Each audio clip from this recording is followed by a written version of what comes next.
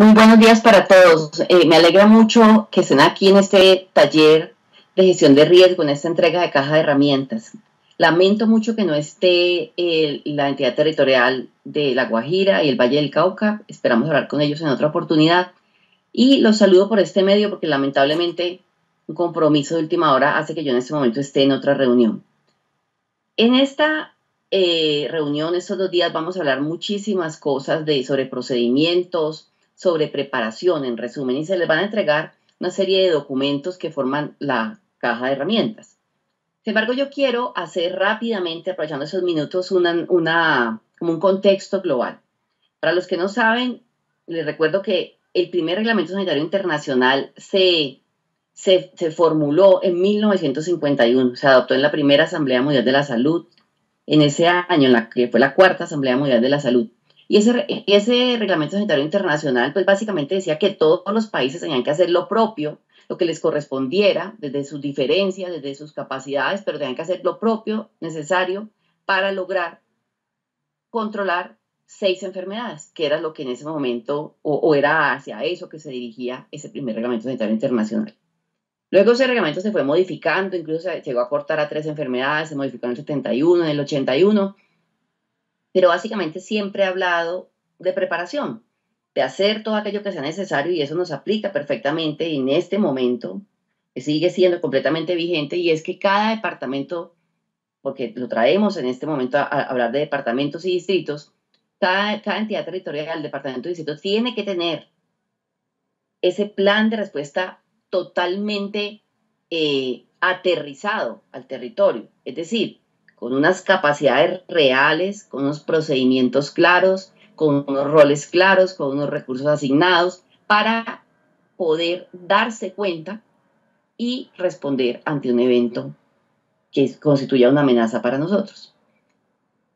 Cuando el Reglamento Sanitario Internacional se fue modificando a lo largo del tiempo, y no existía, recordemos, en ese momento tantos viajes, tanto intercambio de personas, de mercancía, no había el concepto de aldea global en el mundo, y aún así se sabía que todos terminábamos siendo uno, pues terminábamos estando unidos. Y aplica perfectamente hoy en día, y nos lo demostró la pandemia de COVID-19. Todos terminamos siendo tan fuertes como el eslabón más débil. Por lo tanto, nos debe preocupar mucho si el vecino no es fuerte. Todos debemos hacer lo propio, pero cada uno lo debe hacer por uno mismo y por los demás, porque la respuesta es definitivamente global. Lo habla el reglamento para los países, pero lo hablamos nosotros internamente para las entidades territoriales. Y a ustedes, departamentos, les toca la enorme responsabilidad de acompañar a su vez a los municipios para que tengan capacidades, para que las desarrollen de manera directa o para asistirlos y hacer concurrencia oportuna en caso de que no las tengan. En todo caso, el Reglamento Sanitario Internacional en el 2005 terminó modificándose de manera definitiva a la versión que conocemos hoy en día, que a propósito está siendo enmendada en la última Asamblea Mundial de la Salud. Se presentaron las enmiendas después de COVID-19 con todas las lecciones aprendidas, pero el que conocemos hoy en día es ese de 2005. Y básicamente lo que dice es que todos los países que pertenecen a Naciones Unidas tienen que lograr unas capacidades. ¿Capacidad de qué? 5, en resumen, en gran resumen, aunque eso se abre luego en manera específica, pero en gran resumen, tiene que tener capacidad un país, y en este caso un departamento, un distrito, de darse cuenta que algo no está sucediendo, que algo no se está comportando de la manera en que venimos acostumbrados, que algo es distinto. También tenemos que ser capaces de identificar eso que no es normal, si se trata de un evento que estamos acostumbrados a ver, un evento que es habitual, pero que tiene un comportamiento anormal, o se trata también puede ser de un evento que es emergente, un evento que no conocíamos. El ejemplo perfecto es COVID-19. Tenemos que tener la capacidad, además, de diagnosticar ese evento. Ya quedó en la historia eso de que alguien nos lo diagnosticaba y esperábamos meses. Eso no sirve hoy en día. Tenemos que tener la capacidad técnica de alta tecnología de laboratorio para identificar ese evento, saber de qué estamos hablando.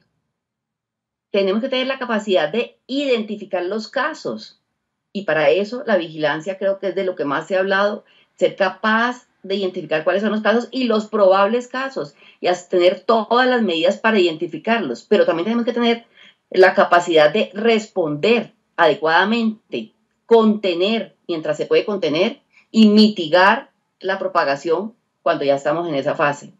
Y tenemos que tener la capacidad de investigar lo que está sucediendo y qué podemos hacer y explorar todas las alternativas de contención, investigar simultáneamente y finalmente tenemos que tener la capacidad de comunicar.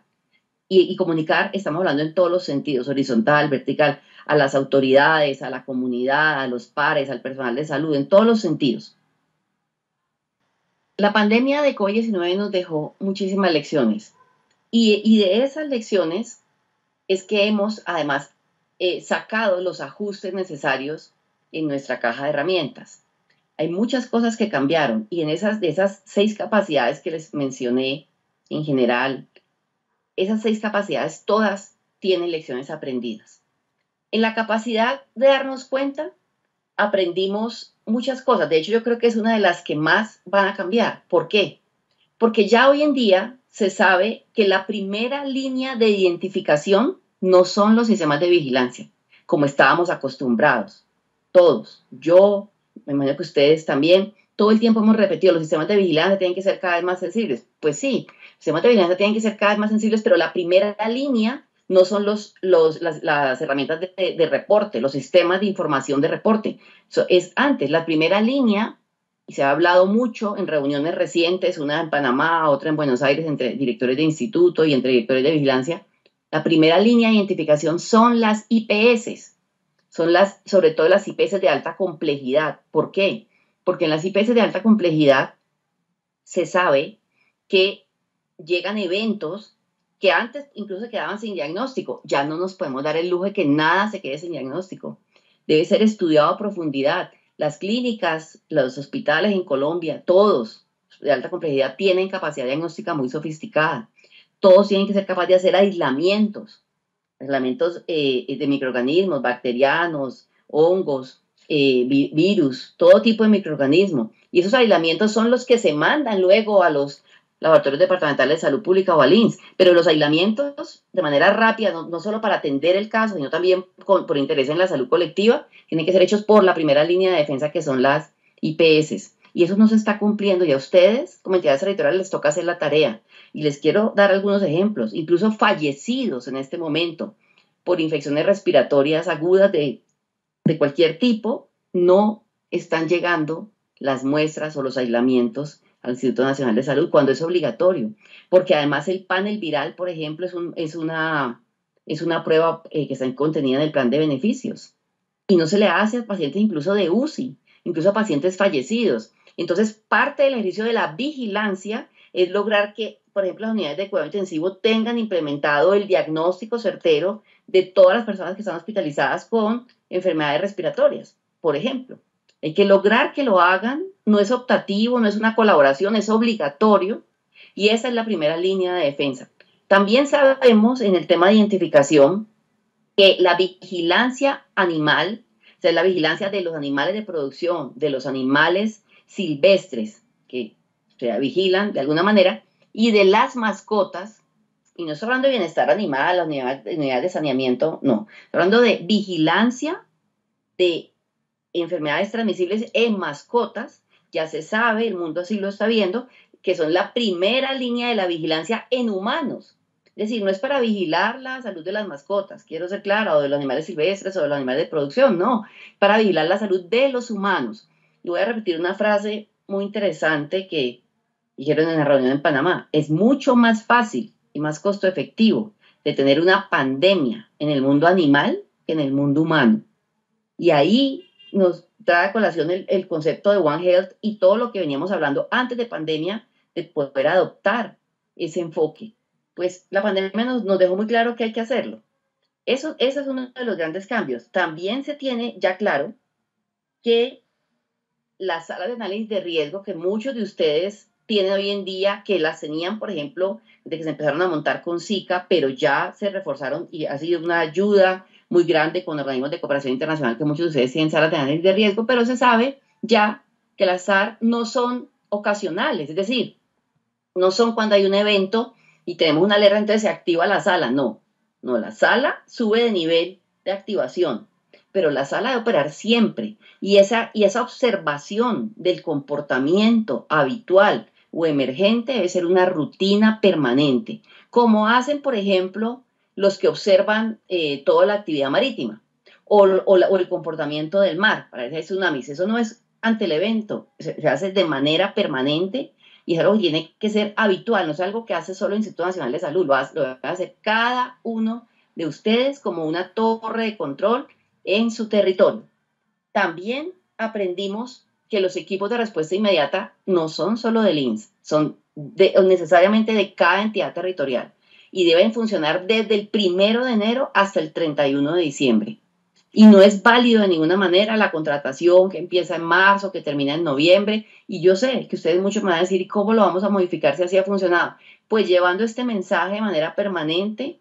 Hay otros mecanismos que nosotros hemos luchado, como por ejemplo, que forme parte de la evaluación de los alcaldes y gobernadores. Pero ustedes son los encargados de recordar que uno no puede decir, yo voy a tener bomberos de marzo a noviembre, por ejemplo. Yo no podría tener los bomberos porque de resto no tengo bomberos. Es lo mismo. No tener ERIS es no tener bomberos en una entidad territorial. Aprendimos que además, no se olviden ese concepto, que los equipos de respuesta inmediata crecen enormemente si uno tiene alianzas preestablecidas público-privadas. Es decir, yo puedo ser la Secretaría de Salud y tengo una primera línea, un primer anillo, pero tengo ya preacordado con aseguradoras, ARLs, o sea, EAPBs, ARLs y otras entidades, todos los equipos de respuesta en el momento en que me toque activarme y crecer. Y lo mismo aplica para laboratorios. Lección aprendida. Los laboratorios departamentales de salud pública, y así hemos hablado con cada laboratorio, son la cabeza del territorio y tienen que tener la red organizada, previamente organizada de laboratorios colaboradores de salud pública, que son aquellos de centros de investigación o universidades que no venden servicios, pero que están ahí con su capacidad para necesidad de ampliación. Ellos apoyan el instituto el departamental o el laboratorio departamental de salud pública, les tiene que garantizar obviamente los reactivos, pero también están los comerciales, o sea, los laboratorios que pertenecen a la red de las aseguradoras para hacer diagnósticos de sus pacientes, tienen que estar también preparados. Y en ese tema hay el enfoque nuevo es de 3 grandes grupos de patologías. Tenemos que las patologías ahora en los laboratorios entran por 3 grandes enfoques sindromáticos, llamémoslo así, las exantemáticas, las icterohemorrágicas y las respiratorias. Ese es el nuevo enfoque que están adoptando los laboratorios para desarrollar capacidades técnicas, tener los equipos, tener el entrenamiento. Entonces, de esa misma manera, tiene el departamento que tener el personal de laboratorio contratado de 1 de enero a 31 de diciembre, los reactivos comprados de 1 de enero a 31 de diciembre.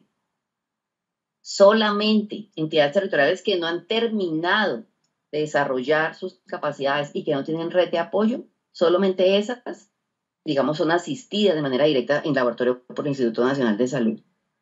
Porque el Instituto Nacional de Salud, recuerden, hace sobre todo asistencia técnica y control de calidad externo a los laboratorios para asegurar que los diagnósticos que hacen los laboratorios departamentales correspondan, digamos, con el valor real o con la realidad. Otra lección aprendida muy, muy importante tiene que ver precisamente con el diagnóstico, y es que ya nos quitamos de la cabeza el cuento de que la alta tecnología es algo que está solo en las grandes capitales. Capacidad diagnóstica es fácil de montar, que tiene unas barreras, pero no fue imposible. Nosotros ya tenemos unos techos de capacidad diagnóstica muy buenos, y dentro de esos techos que creábamos, que pudimos subir en pandemia, pues caben todos los diagnósticos posibles. Tenemos además hasta capacidad de vigilancia genómica. No se puede dejar perder, Colombia no puede devolverse, ni un paso para atrás. La capacidad diagnóstica antes tiene que ampliarse, tiene que llegar a los rincones más profundos de nuestra geografía. Y eso es, por ejemplo, una verdadera manifestación de la atención primaria en salud. Poner al alcance de la población la tecnología más sofisticada que le permita tener un diagnóstico oportuno y cambiar, digamos, la evolución natural de algo. Eso lo dice la APS y eso es lo que permite tener, por ejemplo, laboratorios de biología molecular en sitios remotos. Lo aprendimos y eso no vamos a volver atrás. Y por último, una lección aprendida que creo que todos nos queda claro es que en la comunicación actual los mecanismos tradicionales no nos sirven. Las redes sociales, para bien y para mal, son el mecanismo más efectivo de transmisión de información y por lo tanto tenemos que tener 3 pasos adelante. Todas las lecciones aprendidas en esas 6 capacidades son las que tenemos que incorporar en este nuevo enfoque de gestión de riesgo para poder estar preparados, para tener procedimientos que de manera preestablecida nos ahorren tiempo, nos ahorren recursos, nos aceleren la respuesta y nos eviten la propagación de algo emergente. Me alegra muchísimo saludarlos hoy. Espero que sea muy, muy fructífero estos 2 días de trabajo y espero verlos pronto. Un abrazo para todos.